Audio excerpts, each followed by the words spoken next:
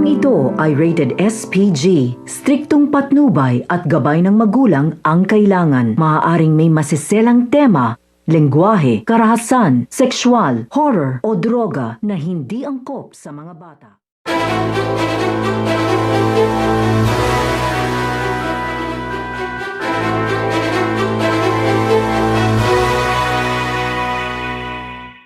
Ang bagong bihis at bagong anyo nito nga si Gabo. Sa pagpasok nito nga ni Gabo dito nga sa grupo nito nga ni Tatang upang tanggapin nga dito ang bagong misyon dahil kailangan nga niya ditong kumita ng malaking halaga ay dito nga magbabagong bihis ito nga si Gabo at ikakagulat nga ng grupo nito nga ni Tatang dahil pormado nga dito ito nga si Gabo dahil naka-Amerikana pa nga dito ito nga si Gabo dahil ito na nga daw ang kanyang isusuot at ibibigyan pa nga dito ito nga si Gabo ng mga armas at ikakagulat nga nito nga ni Gabo ang mga baril na ibibigay sa kanya nito nga ni Tatang dahil ito nga ang kailangan nga daw niyang gamitin upang maipagtanggol nga niya dito ang kanyang sarili at magtagumpay nga sa kanyang misyon dahil mga makakapangyarihang tao ang kanyang kakaharapin. So ito naman si Samantha ay malalagay na nga ito sa kapahamakan dahil makikipagbarilan nga ito nga si Samantha dito nga sa kapatid nito nga ni Victor na ito nga si Lucas at sisiguraduhin na nga nito nga ni Lucas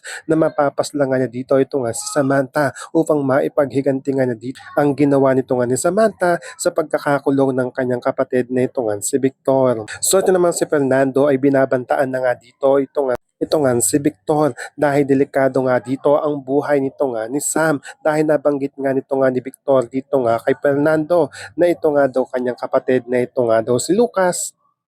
ay tinutugis na nga dito ito nga daw si Samantha. Kaya delikado na nga dito ang buhay nito nga ni Samantha at pinagbabantaan naman dito nito nga ni Fernando ito nga si Victor na pag may nangyaring masama nga daw dito nga daw sa kanyang agent na ito nga daw si Samantha ay siya nga daw dito ang mananagot at sisiguraduhin nga na dito na magbabayad nga dito ang kanyang pamilya. So makakaabangan nga natin dito ang kapahamakan na naghihintay dito nga kay Samantha at ang pagbabagong bihis nito nga ni Gabo. Yan ang ating mga pakakatutukan at pakakaabangan dito nga lang sa Sigabo.